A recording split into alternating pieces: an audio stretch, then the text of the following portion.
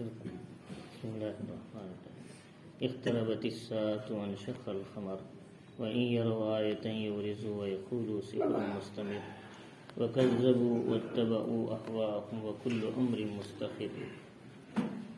شروع کرتا ہوں اللہ کے نام سے جو بڑا مہربان نہایت رحم والا ہے. یہ سورہ سورۃ القمر ہے، مکی ہے. اس کے اندر 55 آیتیں ہیں اور 3 رکوع ہے.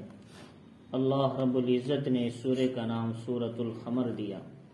اللہ نے بہت سے سوروں کے نام کچھ سیاروں کے نام سے بھی بنائے، جیسے سورۃ الشمس ہے، والشمس وضحاہا، اور کچھ سوریں سورۃ النجم ہے، اس میں ستارہ بھی ہے، ٹہنی، دونوں کے معنی آتے.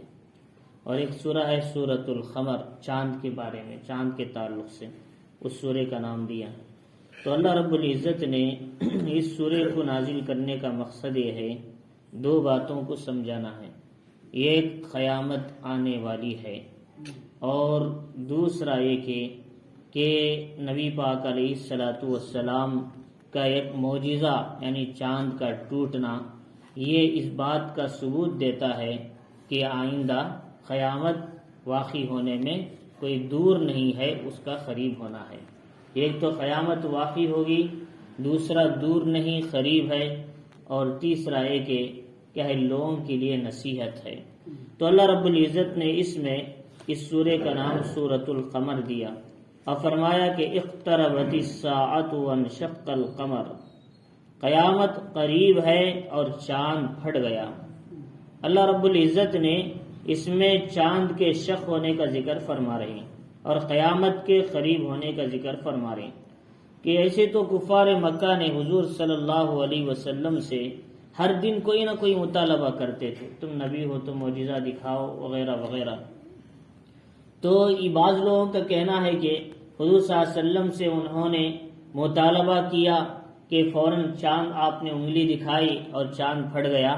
اس کے بارے میں اکثر مفسرین صحیح قول نہیں بولتے، یہ قول صحیح نہیں. صحیح بات یہ ہے کہ حضور صلی اللہ علیہ وسلم سے کفار مطالبہ کر رہے تھے تم نبی ہو تو کوئی معجزہ لاؤ دکھاؤ. تو ایک دن اچانک حضور صلی اللہ علیہ وسلم نے اللہ سے دعا کیا تو چاند کی طرف اشارہ کیا ہے دعا کیا تو چاند 2 ٹکڑے میں کیا ہے تقسیم ہو گیا. تو لہٰذا اس لیے یہ کون سی تاریخ تھی؟ فرماتے ہیں کہ ہجرت سے 5 سال پہلے 14 چاند کی 14ویں تاریخ تھی. طلوع جیسے ہی ہوا رات میں مغرب کے بعد تو اللہ نے اس کے 2 ٹکڑے کر دیے. ایک جبل ابو قبیس پر پڑا، ایک کیا ہے غار ہرا کے پیچھے پڑ گیا. گویا کہ جبل ابو قبیس اور غار ہرا کے ادھر کو پڑنے کی وجہ سے بیچ میں غار ہرا نظر آنے لگا. اور یہ 2 ٹکڑوں میں تقسیم ہونے کے بعد بعض مفسرین نے لکھا ہے آدھے گھنٹہ تقریباً عصر کے بعد آدھا گھنٹہ یہ 2 ٹکڑوں میں تقسیم تھا. بعد میں اللہ نے اسے جوڑ دیا. لیکن بعض مفسرین یہ کہتے ہیں جیسے ہی ٹوٹا پھر وہ آقا ہے آپس میں جڑ گیا. تو بہرحال جو بھی ہو، لیکن چاند کا ٹوٹنا یقینی ہے، چاند کا شق ہونا یقینی ہے. حضور صلی اللہ علیہ وسلم کے معجزات میں سب سے اہم معجزہ ہے، اور یہ اشارہ کرنا ہے یہ قیامت قریب ہونے کی علامت ہے.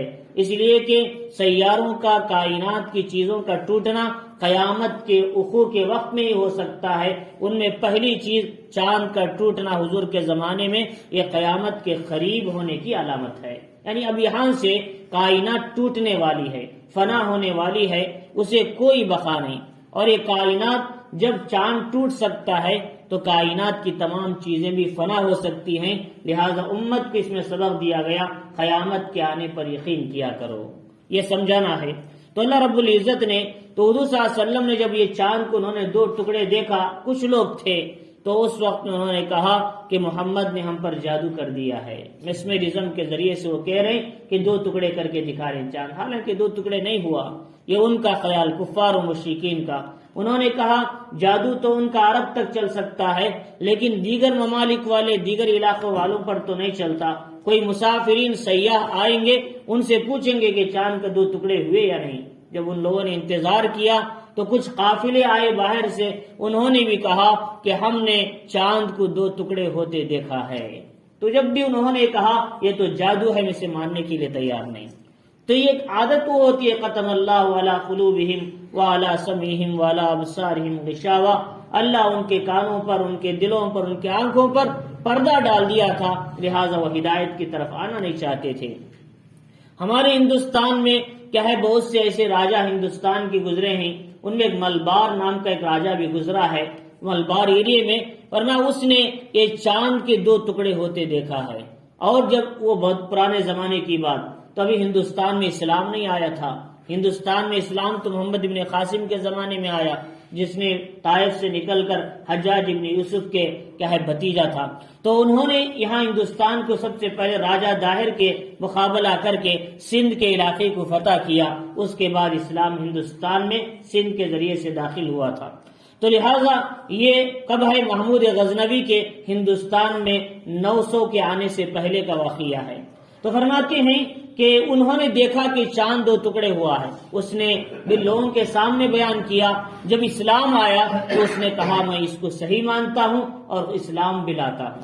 تو چنانچہ اس واقعے میں کوئی شک و شبہ کی گنجائش نہیں۔ بعض لوگوں نے کہا اگر یہ واقعہ ہوا ہی نہیں، پہلی بات اگر ہوتا تو سب کو پتا چلتا۔ کیسے پتا چلتا؟ کہ میڈیا کا زمانہ تھا، واٹس ایپ کا زمانہ تھا، ادھر دیکھ لیا اور پوری دنیا میں لگا دیا۔ اس وقت تو ذرائع ہی نہیں تھے۔ اور دوسری بات، دیکھنے والے صرف کیا ہے، کچھ ہے جو لوگ ہوشیار تھے تو انہوں نے دیکھا، ایسا نہیں کہ اعلان کر کے کہا وہ چاند 2 ٹکڑے ہوتا ہے، دیکھو چاند گرہن ہے، سورج گرہن۔ اعلان تو نہیں ہوا، فوراً ہوا، فوراً جڑ گیا۔ تو لہٰذا اس لیے یہ کہنا کہ اس کسی کو خبر نہیں، تاریخ میں اس کو پتا نہیں، قرآن سے زیادہ سچی تاریخ کس کی ہو سکتی ہے؟ قرآن سے زیادہ دنیا میں ایسی کوئی تاریخ لا سکتا ہے جو قرآن سے بہتر تاریخ پیش کرے؟ قرآن نے 8 سے 6000 سال پہلے آدم علیہ السلام اور کائنات کیسے وجود میں آئی اس کا ذکر کیا، تو اب 200-1500 سال کی تاریخ کو کون دکھا سکتا ہے؟ اس کے بارے میں کون شک کر سکتا ہے؟ تو لہذا اس لیے تو یہ بات کو یقین کرنا ہے، چاند ٹکڑے ہوا اور یہ حضور کا معجزہ ہے، قیامت کے وہ قریب ہونے کی علامت ہے، اور اس کے ذریعے سے اپنے دل میں یقین بٹھانا ہے جب چاند جیسا کرہ ٹوٹ سکتا ہے تو کائنات کے ٹوٹنے میں کوئی دور نہیں ہے۔ یہ سمجھانا چاہتے ہیں اللہ تعالیٰ۔ تو اقتربت الساعۃ وانشق القمر، کہے چاند ہے قیامت قریب ہے اور چاند پھٹ گیا۔ محمد الرسول اللہ صلی اللہ علیہ وسلم نے فرمایا کہ انا والساعۃ کہاتین، انا والساعۃ کہاتین، فرمایا کہ میں اور قیامت ایسے قریب قریب ہیں، یہ میں ہوں، یہ قیامت قریب، گویا کہ زمانہ قریب آ چکا ہے قیامت کا۔ ایک دن محمد الرسول اللہ صلی اللہ علیہ وسلم مغرب کا سورج ڈوبنے سے آدھا گھنٹہ پہلے آپ نے نصیحت کیا صحابہ کو، لوگوں کہ آج جتنا دن گزر چکا ہے اور کیا ہے، اور اتنا جتنا دن باقی ہے، ایسے ہی بالکل جو زمانہ گزر چکا ہے وہ لمبا ہے، جو باقی ہے بالکل اسی طرح دن کا جتنا حصہ باقی ہے۔ کتنا حصہ؟ آدھا گھنٹہ۔ ہمیں ذرا لمبا معلوم ہوتا ہے، لیکن یہ آدھا گھنٹہ ہمارے لیے 40-50 سال بھی ہو سکتے ہیں، 100 سال بھی ہو سکتے ہیں۔ آخرت کے لحاظ سے یہ 1-2 منٹ سے بھی زیادہ کم ہی ہے۔ تو لہذا تو اس لیے فرمایا اللہ رب العزت نے کہ قیامت کا واقع ہونا یقینی بات ہے، چاند پھٹا ہے۔ وَإِن يَرَوْا آيَةً يُعْرِضُوا وَيَقُولُوا سِحْرٌ مُسْتَمِرٌ، اور یہ لوگ کہتے ہیں کہ جب بھی کوئی نشانی دیکھ لیتے ہیں، معجزہ دیکھ لیتے ہیں تو اعراض کرنے لگتے ہیں، منہ پھیر لیتے ہیں اور تانے دیتے ہیں، جادو کہہ دیتے ہیں۔ وَيَقُولُوا سِحْرٌ مُسْتَمِرٌ، کہتے ہیں یہ تو پہلے سے چلتا ہوا جادو ہے، نبی اس سے پہلے بھی ہم پر مسپرزم کریں، جادو دکھائے ہیں، لہذا پہلے ہم بھی کہا، لوگوں نے بھی جادو دکھایا، انہوں نے معجزات کو جادو کہا، ویسے یہ بھی ایک جادو ہے، حالانکہ جادو نہیں تھا۔ وَكَذَّبُوا وَاتَّبَعُوا أَهْوَاءَهُمْ وَكُلُّ أَمْرٍ مُسْتَقِرٌ، انہوں نے جھٹلایا، اپنی خواہشات کی اتباع کیا، بس نفس جو بولا وہ سن لیا، جو عقل بولی وہ سن لیا، جو کہ شیطان بولا وہ سن لیا، لیکن روح جو بولی انہوں نے نہیں سنا۔ روح کیا بولتی ہے؟ ہمیشہ وہی بولتی ہے۔ روح کیا بولتی ہے؟ ہمیشہ قرآن و سنت بولتی ہے۔ روح کیا بولتی ہے؟ ہمیشہ آخرت سمجھاتی ہے۔ روح کیا بولتی ہے؟ ہمیشہ خبر حشر سمجھاتی ہے۔ نفس ہمیں دنیا سکھاتا ہے، نفس ہمیں شیطان ہمیں دنیا کا سارے اعمال سکھاتا ہے، لیکن روح آخرت ہمیں سکھاتی ہے۔ کیوں؟ اس لیے کہ روح کا غذا جو ہے قرآن و سنت ہے، اور شیطان اور نفس یہ جسم سے بنا ہے، اس کا تعلق، لہذا اس کے غذا دنیا کی چیزوں سے ہے، لہذا جسم بھی اسی سے بنا ہے، لہذا اس لیے وہ دنیا ہی بولیں گے، آخرت کبھی نہیں بولیں گے۔ لہذا اس نے فرمایا اپنے نفس کو بنا لو، اپنے من کو سدھار لو تو سب کچھ بن گیا تمہارا۔ جہاں من نہیں بنا وہاں بھی کچھ نہیں بنا، ابھی کچھ بننے کی ضرورت ہے۔ تو اللہ رب العزت فرما رہی وَكُلُّ أَمْرٍ مُسْتَقِرٍ، ہر چیز اپنے وقت پر مقرر ہے۔ اب سوال یہ ہوتا ہے کہ جب یہ لوگ ہمارا اللہ کے نبی کی بات نہیں مانتے تو پھر ان کو اس زمین پہ بوجھ، ان کے بوجھ کو کیوں کیا ہے برداشت کیا جا رہا ہے؟ ان کو تباہ کیوں نہیں کیا جا رہا ہے؟ ان کو عذاب کیوں نہیں دیا جا رہا ہے؟ اللہ فرما رہی ویسے تو ہم بھی ان کو جانتے ہیں، لیکن ان کو سنبھلنے سدھرنے کی مہلت دے رہے ہیں۔ ایسے نہیں کہ مہلت دیے بغیر اگر ختم کریں تو لوگ کہیں گے بھئی کیا مہلت دیے بغیر انہوں نے ہم کو مار دیا، ایسا نہیں، ان کو سنبھلنے کا موقع دیا جا رہا ہے۔ نوح علیہ السلام کی قوم کو 950 سال مہلت دی تاکہ وہ سدھر جائے، 900 سال کا زمانہ، انہوں نے 900 سال دینے کے بعد بھی ان کی قوم سدھرنے کے لیے تیار نہیں۔ اللہ نے اس کی مثال آگے دیا تو اللہ رب العزت نے فرمایا وَلَقَدْ جَاءَهُم مِّنَ الْأَنبَاءِ مَا فِيهِ مُزْدَجَرٌ، تحقیق کہ ان کے پاس پچھلے انبیاء کی خبریں آئی، جیسے قوم عاد کی کیسے تباہ ہوئی ہوا سے، قوم سمود کیسے چیخ سے ہلاک ہوئی، قوم لوط کیسے اللہ کے عذاب بارش پتھروں کی بارش سے ہلاک ہوئی، قوم شعیب کیسے زلزلے سے ہلاک ہوئی۔ فرمایا یہ سارے واقعات آنے کے بعد، ان کو سنانے کے بعد بھی وہ قوم ڈرنے کے لیے تیار نہیں ہے۔ ما فیہ مزدجر، جس میں ان کو ڈرایا گیا، تنبیہ کی گئی ان واقعات میں، پھر بھی وہ سدھرنے کے لیے تیار نہیں۔ اور کیسے نصیحت کی؟ حکمت بالغہ، ایسے فصیح انداز میں، ایسے بلیغ انداز میں جو سینے میں اتر جائے واقعات۔ قرآن کیسے انداز سے سمجھاتا ہے۔ نوح علیہ السلام کا واقعہ کبھی پڑھے، آپ کی دعوت کیسے کلین سے سمجھایا ہے، کلین سے کیسے آپ نے دعوت دی اپنی امت کو، پورے صفحے میں آپ کی دعوت دی، اس میں ذکر کی گئی سورہ نوح کے اندر۔ تو اللہ تعالیٰ فرمانی فما تغنی النذر، لیکن یہ تنبیہات بھی انہیں کوئی فائدہ نہیں دیا، یہ ڈرانا بھی انہیں کوئی فائدہ نہیں دیا۔ وہ برائے نصیحت سے بنانے کے بجائے انہوں نے افسانہ قصہ پارینہ اسے سمجھنے لگے، ناول سمجھنے لگے اسے، بجائے ہدایت اس سے حاصل کرنے کے۔ لہٰذا جن کو اللہ ہدایت دینا چاہتے ہیں اس قرآن کی ایک آیت پڑھ کے بھی ہدایت مل جاتی ہے۔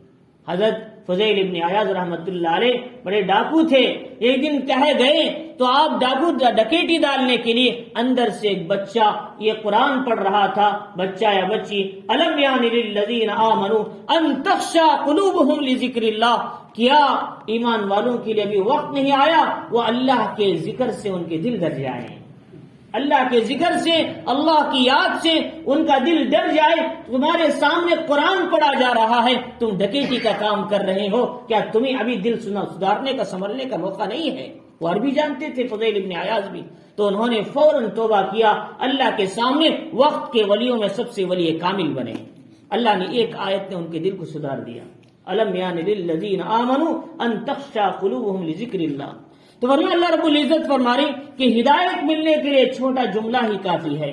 اللہ تعالیٰ فرما رہی فَتَوَلَّ عَنْهُمْ، لیکن انہوں نے منہ پھیر لیا، اتنی وضاحتیں، اتنے واقعات کے باوجود بھی۔ یوم ادعو الداعی الی شیء نکر، لیکن جس دن پکارنے والے پکاریں گے اسرافیل علیہ السلام الی شیء نکر، ایک ناگوار چیز کی طرف۔ کیا ہے ناگوار چیز؟ قیامت۔ انسان کو سب سے زیادہ ہے جو اگر گھبراہٹ ہوگی وہ قیامت کے دن ہوگی۔ ان زلزلۃ الساعۃ شیء عظیم، بے شک قیامت کا زلزلہ بہت بڑی چیز ہے کہ یوم ترونها تذهل كل مرضعة عما ارضعت وتضع كل ذات حمل حملها وترى الناس سکارى، جس دن دودھ پلانے والی عورت اپنے بچے کو بھول جائے گی، حمل والی عورتیں اپنا حمل وضع کر دے گی صرف قیامت کے زلزلے کو دیکھ کر۔ اس دن نشہ ہوگا، وہ نشہ شراب اور کہے نشے کی چیزوں کا نہیں بلکہ قیامت کا نشہ دماغ پہ چڑھ جائے گا۔ وہ کہے گا آج میرے بچانے والا کون ہے، بے ہوش ہو جائے گا۔ تو اللہ رب العزت فرما رہی کہ اس دن جو پکارنے والا پکارے گا ناگوار چیز کی طرف، کہاں؟ بیت المقدس کے صحرا پر کھڑ کے حضرت اسرافیل علیہ السلام پکاریں گے اپنا سور، تو جتنے قبروں میں بیٹھے ہیں سو رہے ہیں، کیا 4000 سال 5000 سال سے حضرت آدم علیہ السلام کے زمانے سے حابیل سے پکڑ کے وہ سب کے سب اٹھیں گے، جیسے کیا ہے برسات کے زمانے میں جو کیڑے پھیل جاتے ہیں اس طرح قبروں سے اٹھ کر پھیل جائیں گے زمین میں۔ تو اللہ تعالیٰ فرما رہی خش ان ابصارهم یخرجون من الاجداث، جب قیامت قائم ہوگی تو وہ لوگ اپنے نظروں کو جھکائے ہوئے شرمندہ ہو کر جو آخرت کا انکار کرتے تھے اور کہتے قبر کہاں ہے، حشر کہاں ہے، قیامت کہاں ہے، کون دیکھا ہے مرنے کے بعد، قیامت کب آئے گی کس کو معلوم ہے، اس کے بارے میں کوئی پتہ نہیں ہے، یہ کہنے والے اپنی نظروں کو جھکائے ہوئے یخرجون من الاجداث، خبروں سے اٹھیں گے نکلیں گے، کأنہم جراد منتشر، گویا وہ پھیلی ہوئی چڈیاں ہیں، قرآن کہتا ہے۔ تو اللہ رب العزت نے فرمایا، اس لیے قرآن کیا کہتا ہے، یوم یکون الناس کالفراش المبثوث، قیامت کھڑکھڑانے والی چیز آ جائے گی، القاریۃ والقاریہ وما ادراک ما القاریہ یوم یکون الناس کالفراش المبثوث، جس دن لوگ کیا ہے یہ پتنگے ہیں، کالفراش المبثوث، جو کیڑے پتنگے ہیں، اس طرح یہ لوگ کیا ہے پھیلا دیے جائیں گے، کالفراش المبثوث، پھیلے ہوئے کیا ہے پتنگوں کی طرح لوگ ہو جائیں گے۔ تو اللہ رب العزت فرما رہی مہطعین الی الداع، اب کیا ہوگا، سارے لوگ آواز کی طرف دوڑیں گے تو لوگ کہیں گے وہ دوڑ آواز کی طرف نہیں، وہاں میدان محشر قائم ہے، ملک شام یہاں یا بالعرفات کا میدان، وہاں چلو، وہاں تمہارا حساب لینے کے لیے اللہ جبار قہار کی ترازو لے کر بیٹھے ہیں، لہذا وہاں حساب دینا ہے، اللہ تعالیٰ فرما رہی۔ تو اللہ تعالیٰ فرمائیں گے کہ یقول الکافرون ھذا یوم عسیر، اس دن کافر کہیں گے، یقول الکافر یا لیتنی کنت ترابا، کافر انسان کہیں گے جب ان جانوروں کا حساب ہو جائے گا، انہیں انصاف دلا دیا جائے گا اور ان کو کیا ہے مٹی بنا دیا جائے گا، کافر کہیں گے کاش ہم بھی مٹی بن جاتے تو کتنا اچھا ہوتا۔ اللہ کہیں گے، یہ کافر یہ بھی کہیں گے، یقول الکافر ھذا یوم عسیر، لوگوں یہ تو بڑا سخت دن ہے، بڑا حساب کا دن ہے، بڑا مشکل دن ہے، اللہ محاسبنی حسابا یسیرا، اے اللہ میرے حساب کو آسان کر دے۔ محمد الرسول اللہ صلی اللہ علیہ وسلم یہ دعا کیا کرتے تھے۔ کیا آپ کو حساب کا ڈر ہے؟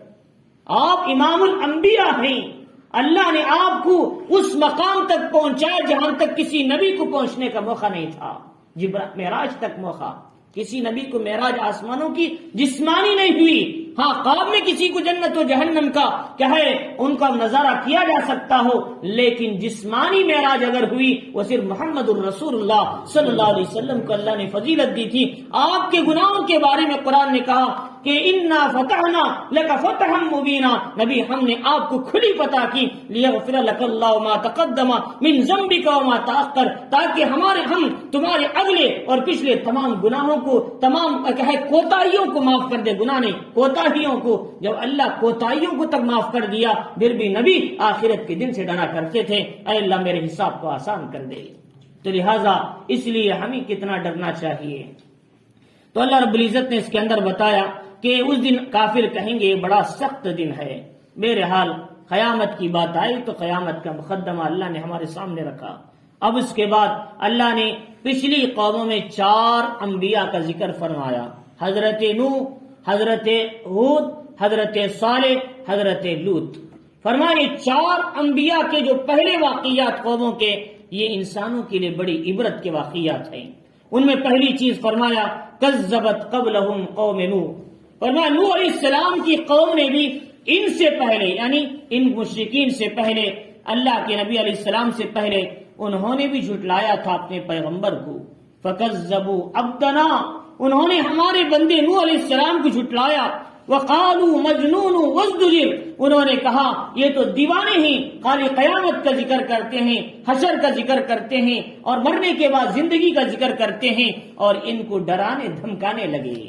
فرمایا قال یا نوح کہ لئن لم تنتہی لارجمنک، وہاں کہا لئن لم تنتہی لتکونن من المرجومین، اے نوح اگر تم نے دعوت سے باز نہیں آیا ہم تمہیں پتھر سے مار مار کر ختم کر دیں گے۔ فرمایا یوں ان کو ڈرانے دھمکانے لگے۔ لہذا ایک واقعہ جو کتابوں میں جو لکھا جاتا ہے، مجھے کہیں تفسیر میں نہیں ملا کہ حضرت نوح علیہ السلام کو اتنا مارا جاتا آپ پتھروں میں ڈھک جاتے، پھر آپ کہے فاقہ پاتے، جبریل امین آتے پروں سے ہٹاتے، پھر فاقہ پاتے تو پھر آپ جا کر دعوت دیتے۔ یہ واقعہ کہیں تفسیر اور حدیث کی کتابوں میں نہیں ہے، لہذا اس لیے اس واقعے کو برائے مہربانی نہ ہی بولے تو اچھا ہے۔ ہاں اتنی بات بول سکتے ہیں حضرت نوح کو اتنی تکلیف دی، شاید کسی پیغمبر کو اتنی تکلیف نہ دی ہو، کیونکہ ہر پیغمبر کا زمانہ 200 سال 250 سال تھا، لیکن حضرت نوح کو 950 سال میں ان کی تکلیفیں سہنی پڑی، معمولی نہیں ہے، بہت لمبا زمانہ آپ نے تکلیف سہی۔ اور روایتوں میں یہ بات موجود ہے، آپ کو لوگ کیا ہے تھپڑ مارتے تھے، ہاں پریشان کرتے تھے، آپ بے ہوش ہو جاتے تھے تو پھر آپ کو اٹھا کر کمبل میں لپیٹ کر کہیں پھینک دیا جاتا تھا، یہ تو مر گئے، دیوانے ہو گئے۔ چنانچہ پھر آپ کو افاقہ ہوتا، پھر آپ دعوت کی محنت کو شروع کر دیتے تھے۔ لیکن ایک بات یہ ہے، کہتے ہیں کہ پھر اللہ سے پوچھتے ہیں اللہ میں کل کیا کرنا ہے، کہتے ہیں اللہ پھر جا دعوت دو۔ جب نبی 950 سال طے کر کے آئے ہیں دعوت دینے کے لیے، پھر اللہ سے کیوں پوچھیں گے، پھر اللہ سے کیوں پوچھیں گے؟ لہذا یہ بات صحیح نہیں ہے۔ ان کا کام ہی دعوت کے لیے آئے تھے، وہ دنیا کمانے کے لیے نہیں، فیکٹری کھولنے کے لیے نہیں، باغات لگانے کے لیے نہیں، اور دنیا کے اندر لذتیں حاصل کرنے کے لیے نہیں، بلکہ اللہ سے اجر لینے کے لیے آئے تھے۔ یا قوم لا اسألکم علیہ اجرا ان اجری الا علی اللہ، اے قوم میں دین کی دعوت دینے پر تم سے کوئی اجر معاوضہ نہیں مانگتا، میرا اجر میرا معاوضہ اللہ نے طے کر کے رکھا ہے۔ فرمایا اس لیے یہ بات کہنا بھی غلط ہے، نہیں پوچھتے تھے نوح علیہ السلام، میرا کام ہی وہی ہے، پھر اڑ کے پھر دعوت کا کام کرتے۔ لہذا احادیث شریفہ میں اور قرآن کی تفسیروں میں اگر اپنی رائے داخل کیا، اگر میں بھی اپنی رائے داخل کیا، مجھے بھی قیامت کے دن اللہ کے سامنے جواب دینا پڑے گا۔ فرمایا اس لیے حدیث شریف میں آتا ہے من قال فی القرآن برائہ فی الکتاب کہ وَإِنْ أَصَابَ فَهُوَ أَخْطَأَ، جس نے اپنے ارادے سے دل سے کوئی بات کہی قرآن کی تفسیر میں، اگر وہ صحیح بھی نکلا مفہوم کے لحاظ سے، معنی کے لحاظ سے، جو لیکن حضور کی تفسیر کے خلاف، صحابہ کی تفسیر کے خلاف، تابعین کی تفسیر کے خلاف اگر ہوگی تو لہذا جب بھی اس نے غلطی ہی کیا۔ ہم اس لیے ہمیں چاہیے کہ ہماری جو بھی بات ہے، ہم بڑوں سے جو باتیں تحقیق کرنا ہے اس کے مطابق ہم امت کو سمجھانا ہے۔ اب کیا ہے، ہم لوگ تو معلوم نہیں، ان کو علم مکمل نہیں ہوتا، لہذا جو لوگ بولتے ہیں وہ دوسروں سے سن لیتے ہیں، وہ تیسروں کو بولتے ہیں۔ لہذا اس لیے ہمیں چاہیے کہ صحیح بات سننا، صحیح بات امت کو پہنچانا۔ تو لہذا یہ بات میں اس لیے بتا رہا ہوں تاکہ لوگ اسے بار بار نہ دہرا سکیں، تاکہ دوسرے لوگ اسے یقین نہ بنائیں۔ اور دوسری بات یہ بتائی تو اللہ رب العزت نے فرمایا فدعا ربہ انی مغلوب فانتصر، جب انہوں نے دعوت دیتے تھک گئے، انہوں نے کہا اے اللہ میں کتنا بولتا ہوں، میری قوم سمجھنے کے لیے تیار نہیں اور پریشان کرتی ہے اور میری بات مانتی نہیں۔ کون سی قوم تھی یہ؟ دریائے دجلہ، دریائے فرات کے بیچ میں رہنے والی یہ قوم تھی، موصل کے علاقے میں یہ کیا ہے حضرت نوح علیہ السلام کو تنگ کیا کرتی تھی، تو انہوں نے سمجھانے کے باوجود نہیں سمجھی۔ اللہ نے کہا اے نوح اب جتنے لوگ ایمان لائے، اب اس کے بعد کوئی ایمان لانے والا نہیں۔ قال یا نوح، اللہ تعالیٰ نے فرمایا کہ اے نوح اب جو ایمان لا لیا، اب اس کے بعد کوئی ایمان لانے والا نہیں، کیونکہ میں نے ان کے ایمان نہ لانے کی بنیاد پر، ان کی ہدایت کی طرف نہ بڑھنے کی بنیاد پر اب میں نے کیا ہے ان کے دلوں پر مہر لگا دیا، اب کوئی ایمان لانے والا نہیں، اب بس اللہ کے عذاب کا انتظار کرو، میری پکڑ آنے والی۔ اب سوال ہوتا ہے قوم عراق والوں نے غلطی کیا، پوری دنیا کو اس کی سزا کیوں دینا ہے طوفان کے ذریعے سے؟ چند لوگ غلطی کیا تو دوسروں کو کیوں؟ اللہ کا اصول یہ ہے جب اللہ کا عذاب آتا ہے چند لوگوں کو نہیں، سب کو اپنے عذاب کے لپیٹ میں لے لیتا ہے، اللہ کا اصول ہے۔ اللہ اپنے اصول میں کبھی بدلتے نہیں، وَلَن تَجِدَ لِسُنَّتِ اللَّهِ تَبْدِيلًا، اللہ اپنے اصول اپنے قانون میں کبھی نہیں بدلتے۔ اللہ نے اسی کو کہا جو لوگ گناہ کرتے ہوئے دیکھتے ہوئے خاموش بیٹھتے ہیں، کیا ان کی ذمہ داری نہیں امر بالمعروف نہی منکر کا کام کریں؟ دیکھتے بیٹھیں گے کیا ہوگا؟ فرمایا کل عذاب آئے گا تو صرف نیکوکاروں کو چھوڑ کر بروں کو نہیں پکڑے گا، بلکہ پہلے نیکوکاروں کو پکڑ کے بعد میں بروں کو پکڑے گا۔ یہ اللہ کے عذاب کا اصول ہے۔ وَاتَّقُوا فِتْنَةً لَا تُصِيبَنَّ الَّذِينَ ظَلَمُوا مِنْكُمْ خَاصَّةً، جب عذاب آتا ہے تم میں سے کسی خاص کو نہیں پکڑتا، ایسے عذاب سے تم بچا کرو، ڈرا کرو، اللہ سے ڈر کر زندگی گزارو، قرآن کہتا ہے۔ تو لہذا اس لیے فرمایا ہماری زندگی میں آج گناہ بہت ہو رہے ہیں، ویڈیوگرافی ہو رہی ہے، شادیوں میں آرکیسٹرا ہو رہا ہے، گانے گائے جا رہے ہیں، اور ماحول کی لڑکے لڑکیاں اسٹیج پر ناچ رہے ہیں، اور اس شادی کے خانے میں اور اس فلک ہے تھیٹر میں کیا فرق رہا؟ آج امت کی شادیاں تھیٹر خانے سے تبدیل ہو چکی ہیں۔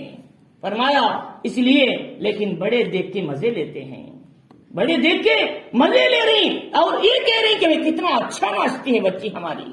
فرمایا افسوس ہے تف ہے اس قوم پر کہ ہے جو دیکھ کر بھی گناہ کرتے ہوئے بے حیائی کا کام کرتے ہوئے یہ کہتی ہے کہ میری بچی کتنی اچھی طرح ناچتی ہے.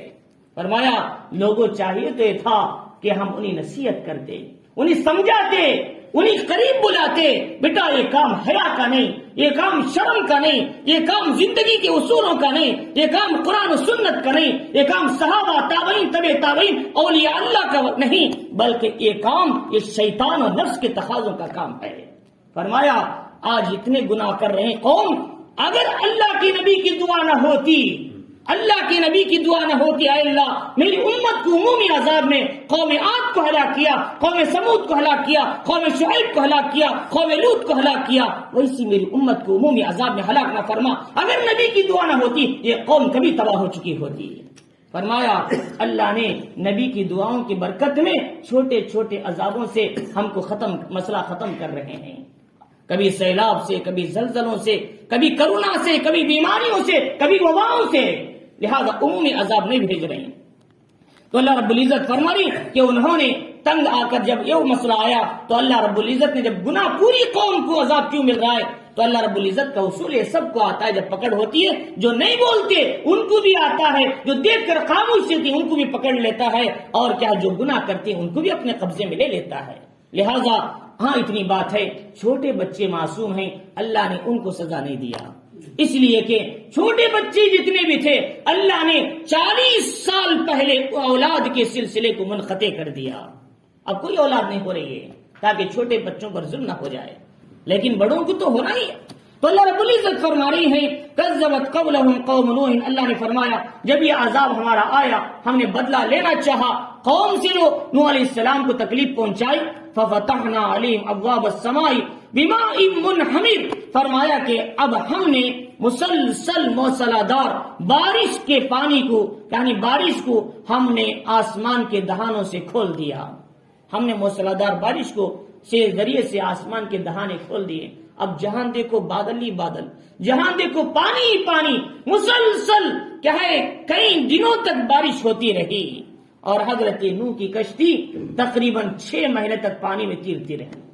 رجب کی 10 تاریخ کو بیٹھے, فرمایا محرم کی 10 تاریخ کو جودی پہاڑ پہ جا کے ٹہری, یہ 6 مہینے تک یہ کشتی پانی کے اندر کیا ہے چکر لگاتی رہی. آسمان سے بھی بارش برستا تھا, زمین کے چشموں سے پانی ابلتا تھا, ایک نظام چلا تھا, پانی ہی پانی پوری دنیا کے اندر.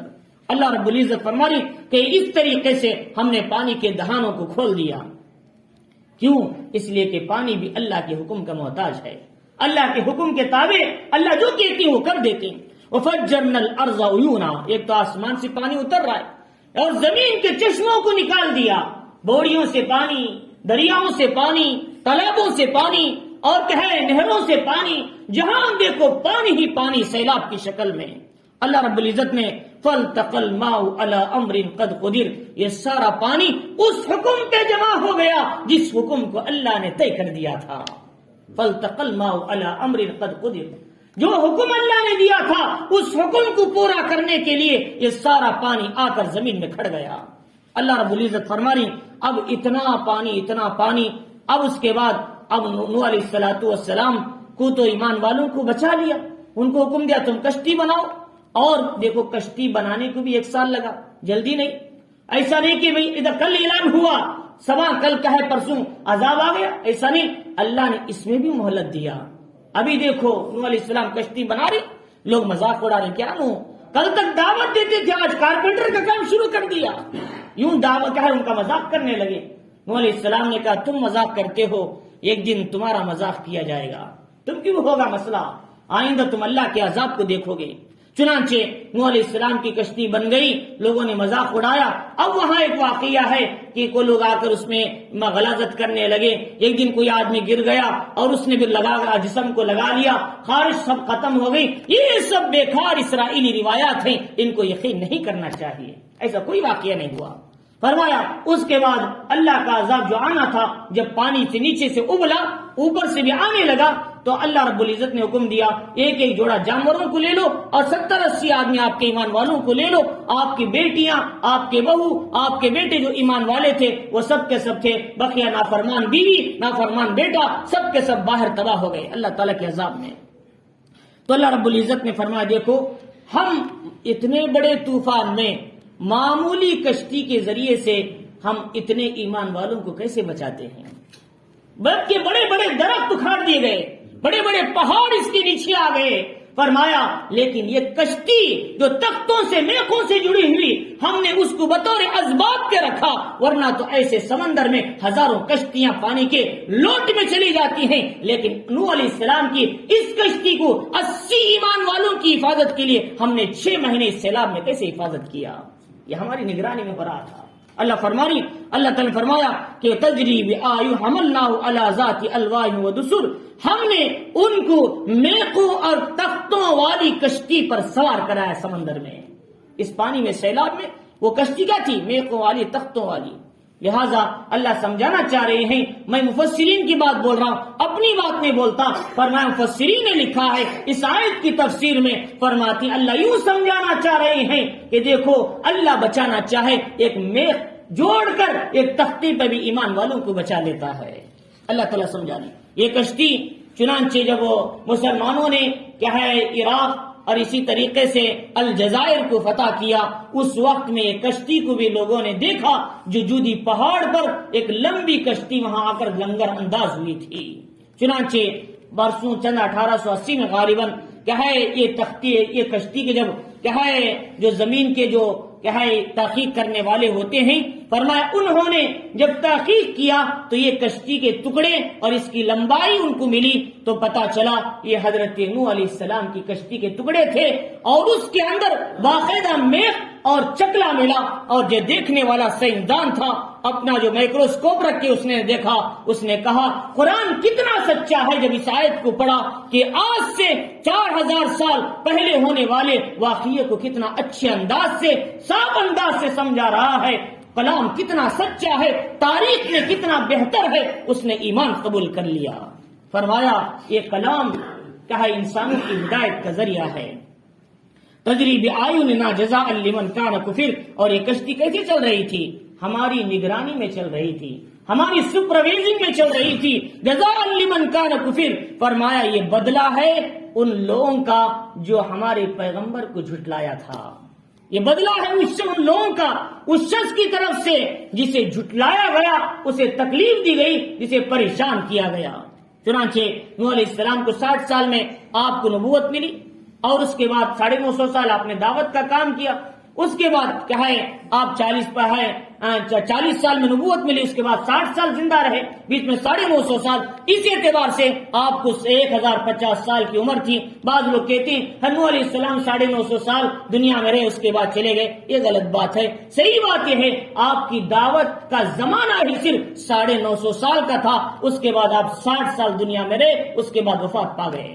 تو میرے حال تاریخ صحیح سمجھنا ہے، غلط نہیں بولنا. اور اس کے بعد یہ بتایا اللہ رب العزت نے کہ اللہ تعالیٰ نے فرمایا وَلَقَدْ تَرَكْنَاهَا آیَةً فَهَلْ مِن مُدَّکِرٍ. ہم نے اس واقعے کو نشانی عبرت بنایا، ہے کوئی نصیحت حاصل کرنے والا. اللہ دیکھو یہاں قرآن مجید میں تقریباً یہ آیت ہے 20 یا 11 مرتبہ یہ آیت آئی ہے.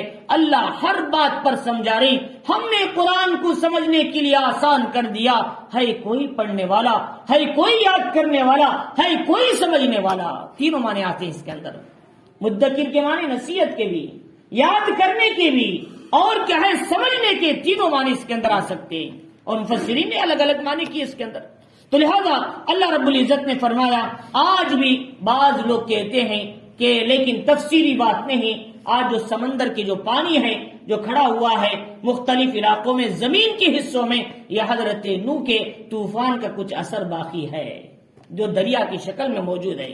تو اللہ رب العزت فرما رہے ہیں کہ اللہ نے فرمایا تو ہے نوح علیہ السلام کا واقعہ انسانوں کے لیے عبرت تھا، اور جتنی نافرمان قوم کی سب تباہ ہو گئی، ایمان والے بچ گئے. اللہ تعالیٰ نے ایمان والوں کو بھی ایک جگہ جا کر انہوں نے اترے تو سمندر کشتی سے وہاں جا کر انہوں نے ایک بستی بسایا. تو لہذا وہاں اس بستی میں جب رات گزاری، اللہ نے ان کے دلوں میں عربی زبان کو القاء کر دیا۔ اب انہوں نے صبح کو اٹھے تو عربی زبان بولنے لگے، دوسری دنیا کی مختلف زبانیں بولنے لگے، ان میں عربی زبان تھی۔ انہی سے بعد میں آنے والے یمن کے لوگوں نے عربی سیکھا، پھر یمن سے عرب کے اندر عربی آیا۔ عرب میں حضرت اسماعیل علیہ السلام نے کیا ہے قبیلے بنو جرہم سے عربی سیکھا، اس طرح پورے دنیا میں عرب عام ہوا۔ فرمایا عربی کا یوں اصول ہوا۔ تو اللہ رب العزت فرمایا عربی کس نے القاء کیا؟ سب سے پہلے یہ 80 آدمی کے دلوں میں اتارا گیا تھا عربی۔ اللہ نے ان کو کتنا عظیم بنایا۔ سب سے پہلے القاء جسے عربی کا ہوا وہ قوم جنتی قوم کہلائے گی، اس لیے کہ انہوں نے کشتی کے اس آزمائش میں انہوں نے اپنی ایمان کی حفاظت کیا۔ تو اللہ رب العزت فرما رہے ہیں اور اتنا آسان نہیں، پوری دنیا ڈھکرا دے 80 آدمی اپنی ایمان کی حفاظت کر لے، اتنا آسان نہیں ہے، یہ بہت بڑے کمال کی بات ہے۔ اللہ رب العزت فرما رہے ہیں کہ اس کے بعد فَكَيْفَ كَانَ عَذَابِي وَنُذُرِ، اللہ نے کہا میرا عذاب، میرا ڈرانا کیسا ہوا۔ اللہ مثال سمجھا رہے ہیں، وَلَقَدْ يَسَّرْنَا الْقُرْآنَ لِلذِّكْرِ فَهَلْ مِن مُدَّكِرٍ، ہم نے قرآن کو آسان کیا نہ سمجھنے کے لیے ہے کوئی نصیحت حاصل کرنے والا۔ كَذَّبَتْ عَادٌ فَكَيْفَ كَانَ عَذَابِي وَنُذُرِ، صرف نوح علیہ السلام کی قوم نے نہیں، عاد کیا ہے قوم عاد نے بھی حضرت ہود علیہ السلام کو ڈرانے والوں کو انہوں نے جھٹلایا تھا۔ تو پھر کیا ہوا؟ اللہ فرما رہی کہ جب انہوں نے جھٹلایا تو فَكَيْفَ كَانَ عَذَابِي وَنُذُرِ، میرا ڈرانا، میری پکڑ، میرا عذاب ان کے ساتھ کیسے پیش آیا سنیں۔ اللہ کہہ رہی اِنَّا أَرْسَلْنَا عَلَيْهِمْ رِيحًا صَرْصَرًا، ہم نے ان پر تیز تند ہوا 7 رات 8 دن تک مسلسل چلانے لگے، مسلسل چلتی رہی 7 رات 8 دن تک ہوا مسلسل، اس کا نظام رکنے کا ہی نہیں۔ اللہ اسی لیے آگے دوسرا ذکر کر رہے ہیں فی یوم نحس مستمر، ان کے نقصان کے دن میں، ان کی بدبختی کے لیے فرمایا جو مسلسل کیا ہے بہت دیر تک ٹہرنے والی ہوا کے ذریعے سے ہم نے ان کو ہلاک کر دیا۔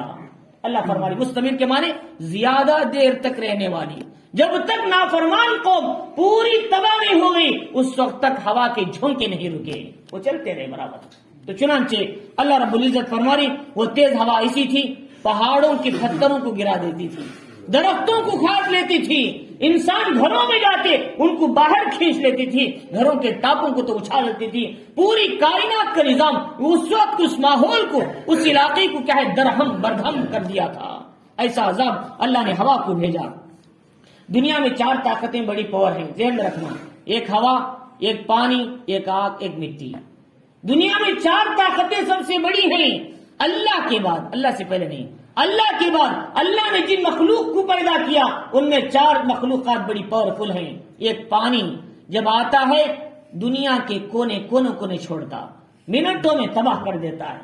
جب امریکہ کے اندر طوفان آیا بڑے بڑے بلڈنگ پانی کے اندر یوں بہہ کر چلے گئے، 10 20 انتس کی بلڈنگ پانی کے اندر بہہ کر چلے گئے۔ اور آپ نے جاپان میں دیکھا، آپ نے چائنا میں دیکھا کیسے اللہ کے طوفان آئے، اور دنیا میں ہمارے مختلف علاقوں میں ہندوستان کے اندر بھی آیا۔ تو ورنہ اسی طریقے سے مٹی بھی بڑی پاورفل چیز ہے، اس لیے انسان کو اللہ نے اسی سے پیدا کیا۔ اور یہ آگ بھی بڑی پاورفل، آگ جب لگتی ہے منٹوں میں کہیں سے کہیں چلے جاتی ہے، اسے کوئی روکنے کے لیے اتنی جلدی نہیں ہو سکتی۔ اور ہوا بھی کیا ہے بہت پاورفل ہے، جب نکلتی ہے ہوا تو پانی سے بھی زیادہ پاورفل ہو جاتی ہے، سمندر کے پانی کو اٹھا کے پھینک دیتی ہے۔ اللہ نے ہوا کو بڑی طاقت دیا۔ سلیمان علیہ السلام کا اتنا لمبا بڑا چوڑا تخت، آپ کو ہوا ایک ملک سے دوسرے ملک تک صرف 4 گھنٹے میں پہنچا دیتی تھی، 4 گھنٹے میں۔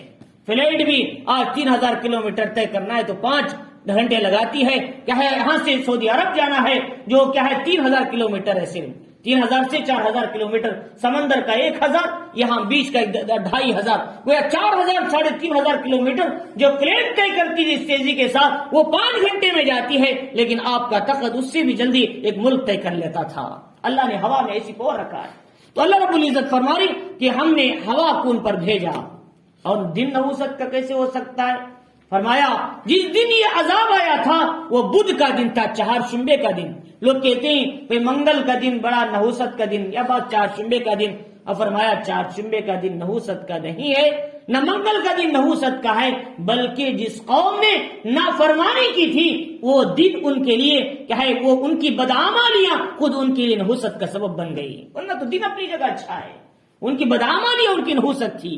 تو اللہ رب العزت فرماری تنزع الناس، اب کیا ہوا، وہ ہوا انسانوں کو کھیڑ دیتی تھی باہر، کأنهم اعجاز نخل قاویہ، گویا کہ وہ کھجور کے اکھڑے ہوئے تنوں کی طرح نیچے گرے ہوئے تھے۔ کھجور کے بڑے بڑے تنے ہوتے ہیں، جھاڑ ان کے پیڑ ہوتے ہیں، نیچے گر جاتی ہیں تو کیسے دستا ہے، لمبے لمبے، بالکل اسی طرح ان کے مردے بھی یوں زمین پہ گرے پڑے ہوئے تھے۔ اللہ تعالیٰ فرمائے تو فَكَيْفَ كَانَ عَذَابِي وَنُذُرِ، اللہ نے کہا میرا عذاب اور میرا ڈرانا کیسا ہوا۔ قوم عاد کا یہ واقعہ اللہ نے مختصراً ذکر کیا، ورنہ تو کیا ہے اللہ نے سورۃ الحاقہ میں تفصیل کے ساتھ ذکر کیا ہے، اسی طریقے سے سورۃ الہود کے اندر بھی ذکر کیا ہے، اور اسی طریقے سے اور بھی جو ہے واقعات ہیں سورۃ القصص کے اندر بھی اللہ نے ذکر کیا، سورۃ الاعراف کے اندر بھی اللہ نے ذکر کیا ہے۔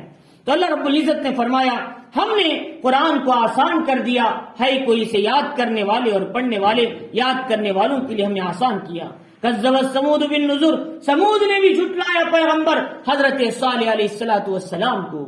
فقالوا ابشرا منا واحدا نتبع، انہوں نے کہا کل تک ہمارے ساتھ کھاتے اور پیتے تھے صالح، آج پیغمبر بن گئے، ہم کیا ایک انسان کی اتباع کریں؟ کیا فرشتہ نہیں اترنے ہدایت کے لیے؟ فرشتہ آتا تو ہم بات مان لیتے۔ انہوں نے کہا کہ ہم فرشتہ ہوتے تو مان لیتے، یا پھر یہ کہ فرمایا انا اذا لفی ضلال وسعور، اگر ہم نے ان کی بات مانی گمراہ ہو جائیں گے، یا پھر ہم دیوانے کہلائیں گے، مجنون کہلائیں گے، لہذا ہم ان کی بات ہرگز نہیں مانیں گے۔ اولقی الذکر علیہ من بیننا، ہمارے اتنے بڑے بڑے مالدار صاحب حیثیت لوگ ہیں اور خاص صاحب ثروت ہیں، صاحب مقام ہیں ان کی نظر میں، حالانکہ پیغمبر ان کی نظر میں پوری دنیا میں سب سے افضل ہوتے ہیں، ان کی نظر میں وہ سمجھ رہے تھے ہم بہت بڑے ہیں، ہمارے اوپر یہ حکم کیوں نہیں آیا، ہم کو کیوں پیغمبر نہیں بنایا؟ کیا اللہ تعالیٰ دنیا کے ہر روڈ چلتے پھرتے آدمی کو اٹھا کے پیغمبر ہی دے دے؟ فرمایا یہ اللہ کا اصول نہیں، اللہ کسی پیغمبر کو پیغمبر بناتے ہیں، اسے پورا پرکھنے کے بعد پیغمبر بناتے ہیں، اتنا آسان نہیں پیغمبر کا بننا، اور پیغمبر کو 40 سال تک اس کے اخلاق کو دیکھتے ہیں اللہ تعالیٰ، اس کے اعمال کو دیکھتے ہیں، اس کی تربیت بچے کی طرح کرتے ہیں، اس کی تربیت ایک شاگرد ایک استاد اپنے شاگرد کی جیسے کرتے ہیں، ویسی تربیت کر کے 40 سال میں ان کو نبوت عطا کرتے ہیں، یہ اللہ کا نظام ہے۔ لہذا اس لیے آپ کسی بھی پیغمبر کی تاریخ اٹھائیں، ان کی پوری سیرت میں ان کے خاندان میں کوئی بد کردار نہیں ملتا، برا آدمی نہیں ملتا، ان کی نسل کو اللہ نے ناپاک نہیں بنایا، پاکیزہ نسل بنایا ان کی پیغمبروں کی۔ لہذا اس لیے ہر پیغمبر کے شروع میں سیدنا ہمارے سردار کا لفظ آتا ہے، سیدنا صالح، سیدنا داؤد، سیدنا سلیمان، فرمائی اعلیٰ خاندان سے اللہ تعالیٰ ان کو نکال کے لاتے ہیں۔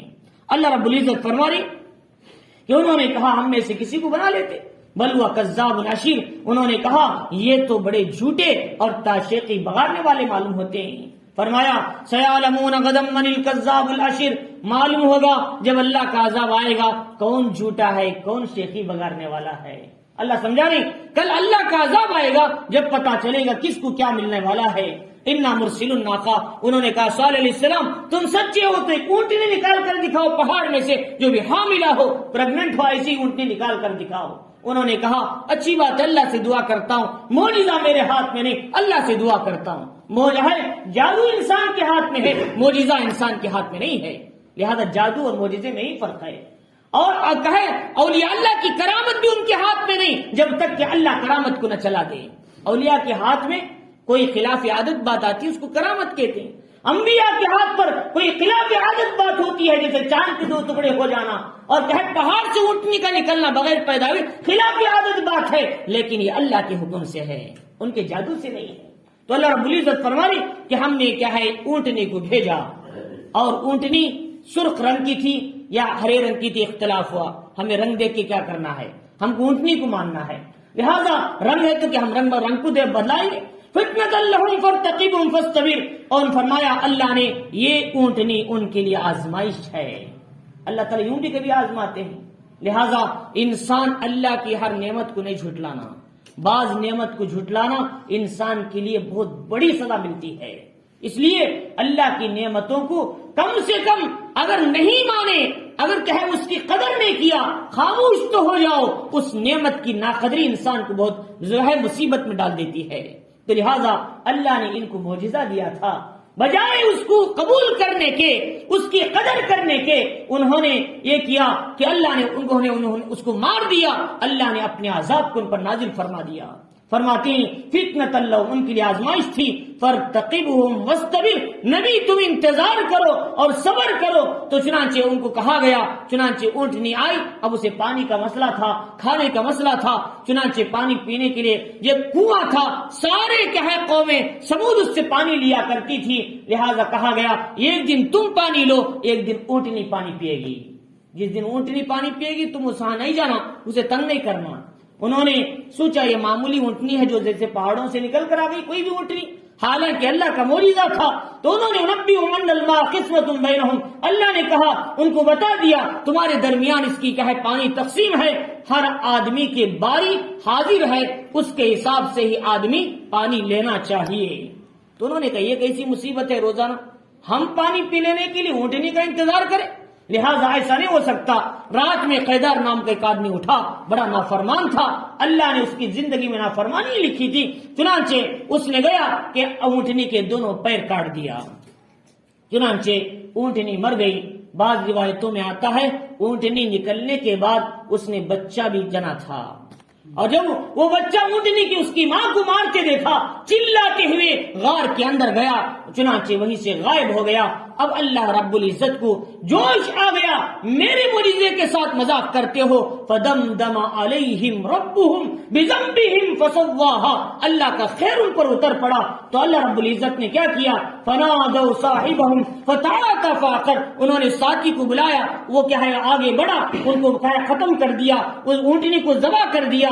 فرمایا فکیف کان عذابی ونذر، اب دیکھو میری پکڑ آئی، میرا ڈرانا کیسا ہوا۔ ہم نے ان پر ایک چیخ بھیجا، حضرت ابراہیم علیہ السلام سے کہا تم پہاڑ پہ کھڑ کے کہے ان کے کہے چیخ لگاؤ جس سے ان کے کانوں کے پردے پھٹ جائیں، اور انہوں نے وہیں کا وہیں کہے پڑھ کر آندے منہ گر کے مر گئے۔ فکانوا کہشیم المعتذر، گویا کہ باڑ کا سوکھا ہوا پتے کی طرح یہ لوگ بن گئے۔ اللہ تعالیٰ فرما رہے ہیں فکانوا کہشیم المعتذر، ہم نے دیکھا ہوگا کبھی بکریوں کو ایسا باڑ باندھتے ہیں تاکہ ان کو اندر کتے گھس کے تنگ نہ کرے، ایسے ہی کہے ہم جھاڑ کبھی باندھتے ہیں، جب کہے اس کی کاٹے سوکھتے سوکھتے سوکھتے نیچے پتا گر جاتا ہے، لکڑیاں گر جاتی ہیں، جیسے نیچے بھوسا آ جاتا ہے، وہ اس طرح وہ لوگ کیا ہے مکمل طور پر کیا ہے باڑ کے اس کچرے اور بھوسے کی طرح بن گئے، ختم ہو چکے تھے، ان کے جسم پھول چکے تھے۔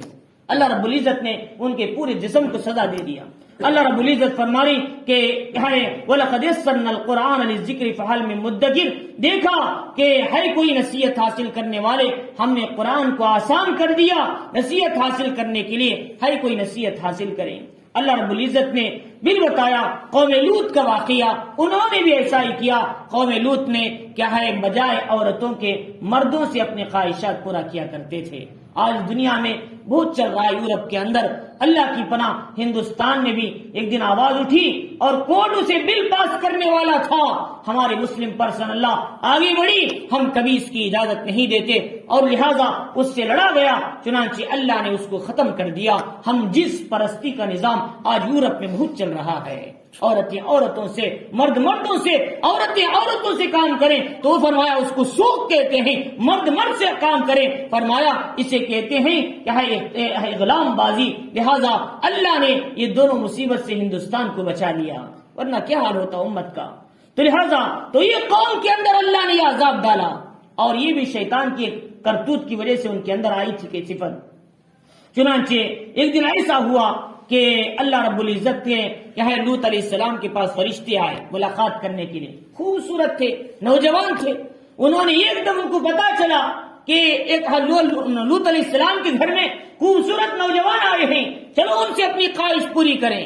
کیسے وہ برے لوگ تھے، وہ آئے تو لوط علیہ السلام نے کہا لوگو تم میرے مہمانوں کے سامنے بے عزت مت کرو۔ لوط علیہ السلام کو پتا نہیں تھا یہ فرشتے ہیں، انہوں نے انسان سمجھا، اس لیے معلوم یہ ہوا علم غیب صرف اللہ کو ہے، کسی اور کو نہیں تھا اللہ کے سوا۔ اگر ان کو معلوم ہوتا تو بتا دیتے وہی فرشتے آئے ہمارے گھر میں۔ تو لہذا انہوں نے کہا لوگوں مہمان آئے میرے، ان کو بے عزت مت کرو۔ قوم کی بیٹیاں تمہارے لیے ہیں، تم شادی کے ذریعے سے اپنی ضرورتیں پورے کرو، یہ غلط کام کیوں کر رہے ہو؟ تو انہوں نے کہا نہیں اے لوط، تم جانتے ہو ہمارا کیا مقصد ہے۔ جب یہ قریب بڑھنے لگے تو اللہ رب العزت اس کا ذکر کر رہی، وَلَقَدْ رَاوَدُوهُ عَنْ ضَيْفِهِ، جب ان کے مہمانوں کے بارے میں لوط علیہ السلام کو پریشان کیا، پھسلایا، فَتَمَسْنَا أَعْيُنَهُمْ، جب ان کے قریب بڑھے اللہ نے ان کی آنکھوں کو بالکل سپاٹ کر دیا، دیکھنے کے قابل ہی نہیں تھے۔ ایک ہے آنکھ کی روشنی ختم ہو جانا، ایک ہے یہ جو کلہ ہے بالکل ایسا پورا پیک کر دیا اللہ نے ان کی آنکھوں کو، اصل آنکھ ہی نہیں تھے ان کے، صرف پورا کا پورا چہرہ ناک اور منہ کے سوا پورا کا پورا فلیٹ ہو چکا تھے ان کے دونوں آنکھ، اللہ نے یوں کر دیا۔ اللہ رب العزت فرما رہی فَتَمَسْنَا أَعْيُنَهُمْ، ان کی آنکھوں کو کیا ہے ختم کر دیا اور ہم نے اسے بھر دیا، یا پھر اس کے کیا ہے میں ہے اس کو کیا ہے تمس کر دیا۔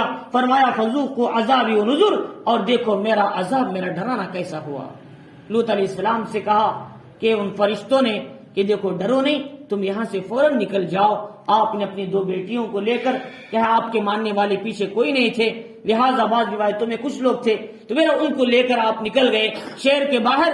جب چلے گئے تو آپ کی بیوی نافرمان تھی۔ قرآن مجید میں کہا ضرب اللہ مثلا للذین کفروا امرأۃ نوح وامرأۃ لوط، اللہ تعالیٰ کافروں میں کہے لوط کی بیوی، نوح علیہ السلام کی بیوی کی مثال بھی دیتے ہیں، فرما دونوں بھی نافرمان تھے۔ اس نے اپنی قوم کی محبت میں پیچھے دیکھا، اللہ نے کیا ہے عذاب نازل کر کے وہیں تباہ کر دیا۔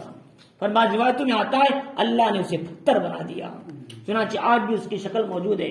تو فرماتے ہیں کہ اللہ رب العزت نے ان کو حکم دیا تم چلے جاؤ۔ جب وہ چلے گئے تو کیا ہوا؟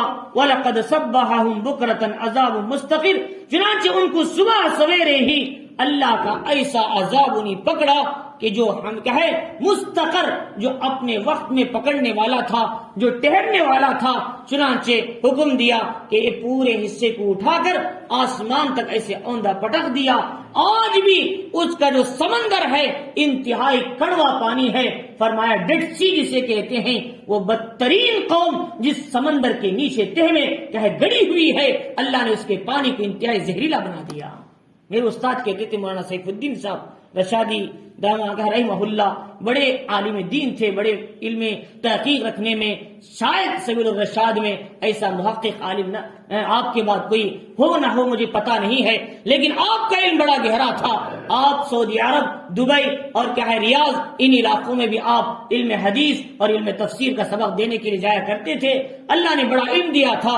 فرماتے ہیں آپ نے کہا لوگوں ان کا جو سمندر کا پانی ہے اتنا کڑوا کیوں ہے؟ معلوم ہے آپ کو، حضرت نے مجھ پر سمجھایا، اس لیے کہ سمندر میں نمک جو اللہ پیدا کرتے ہیں تاکہ سمندر کی گندگی دور ہو جائے، لہذا ان کا جو گناہ تھے انتہائی غلیظ ترین گناہ تھے، اس لیے اللہ نے اسی کے مطابق اس پانی کو بھی اتنا ہی کڑوا نمکین بنا دیا۔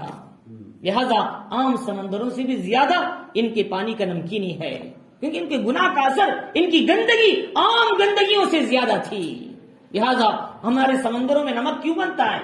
پوری دنیا کا کچرا جا کر سمندر میں پڑتا ہے، لہذا پوری دنیا جتنے کچرے ہیں سب اس میں جا کے گرتے ہیں، لیکن پھر بھی سمندر کا پانی پاک رہتا کیوں؟ اللہ نے اس میں نمک پیدا کر دیا۔ وہ نمک کیا کرتا ہے؟ ساری گندگی کو ختم کر دیتا ہے۔ اللہ نے یہ نمکین پیدا کرنا یہ گندگی کی صفائی کرنے کے لیے، تاکہ لوگوں کو سمندر کا پانی صاف شفاف رہے۔ بالکل یہ گندگی دور کرنے کے لیے عام سمندروں میں نمک پیدا کرتے ہیں، لیکن ان کی غلاظت عام سمندروں کی غلاظت سے زیادہ تھی، اس لیے اس کا پانی اور زیادہ نمکین کر دیا۔ تو لہٰذا اللہ رب العزت فرما رہی کہ آج بھی ڈیڈ سی اردن کے علاقے میں پایا جاتا ہے، لوگ جانے والے دیکھتے ہیں۔ اللہ نے کہا کہ فذوقوا عذابی ونذر، میرا عذاب، میرا ڈرانا کیسا ہوا؟ صرف ان کو نیچے اٹھا کر پٹک نہیں دیا، پھر ان پر پتھروں کی بارش ہونے لگی۔ اللہ نے ان پر پتھروں کی بارش بھی برسا دیا، اور اس کے بعد اللہ نے پوری قوم کو زمین میں دھسا دیا۔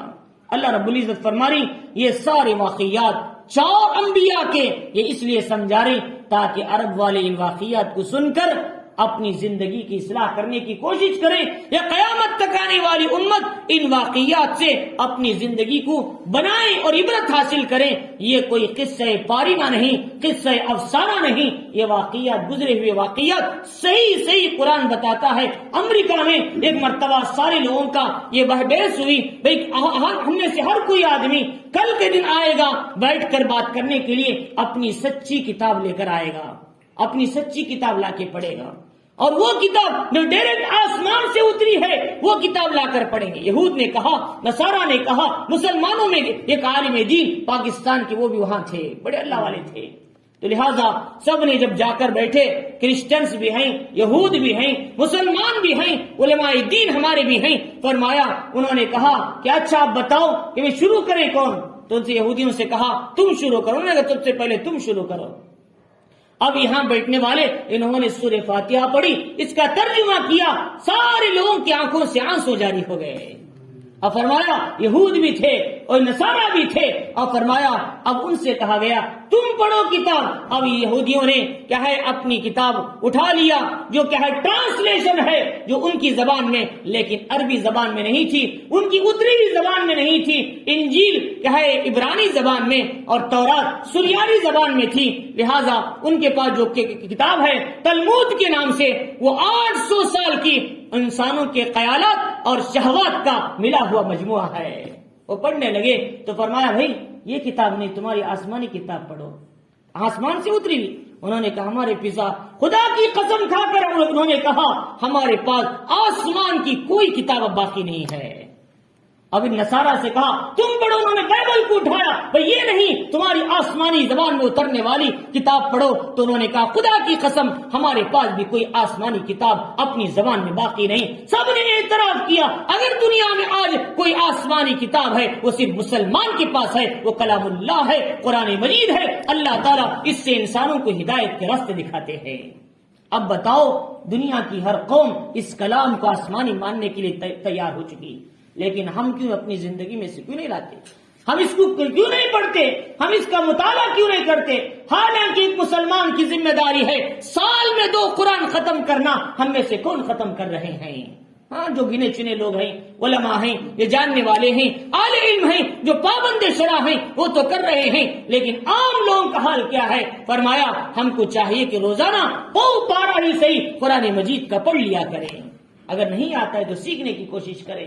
علماء کے پاس، حفاظ کے پاس بیٹھ کر علم ہمارے پاس نہیں آتا، ہم کو خود علم کے پاس جانا چاہیے. ایک علم والوں کی مثال ہے، ایک دعوت والوں کی مثال ہے. علم کی مثال کنویں کی طرح ہے، دعوت کی مثال بادل کی طرح ہے. علم کی مثال کیسے؟ امام مالک رحمۃ اللہ علیہ صاحب رشید نے کہا بھائی تمہارے مجمع حدیث میں آ کر میرے بچے نہیں بیٹھ سکتے، بڑے ہیں میرے بچے، بادشاہ کے بیٹے، خلیفہ کے بیٹے، لہذا تم ہمارے گھر آ کر پڑھا لیا کرو ہمارے بچوں کو. امام مالک نے کہا کیا تم کو معلوم ہے کبھی پینے والا پیاسا کنویں کے پاس جاتا ہے، کنواں تمہارے پاس نہیں آتا، لہذا میں نہیں آتا، آپ کو آنا ہے، اب ہمارے بچوں کی اسی مجلس میں بٹھانا پڑے گا. ہارون رشید کے جب 2 بچے آئے کتاب لے کر، مجمع بھرا ہوا تھا علم حدیث کا، کہاں جگہ ملی ان کو؟ جہاں چپل چھوڑتے ہیں وہاں بیٹھ کر انہوں نے علم حدیث پڑھ لیا. اب بتاؤ علم جو ہے بغیر محتاج کے نہیں آتا، ہم خود جانا ہے پڑھنے کے لیے. جب جا کر ہمیں علم ملتا ہے، کون سا علم؟ دنیا کا علم تو ہر جگہ مل جاتا ہے، یوٹیوب میں مل جاتا ہے، فیس بک میں مل جاتا ہے، دنیا کے بہت سے ایسے واٹس ایپ ہیں، لیکن دین کا علم ہر جگہ نہیں ملتا. جہاں ملتا ہے وہ استاد کے پاس ملتا ہے. جہاں ہم دنیا کے سافٹ ویئر سے حاصل کرنا چاہتے ہیں یا کہیں یوٹیوب سے حاصل کرنا چاہتے ہیں وہ گمراہ ہو جاتے ہیں. فرمایا جو علم استاد کے پاس پڑھا جاتا ہے وہ اس تو علم ہی اصل علم ہے.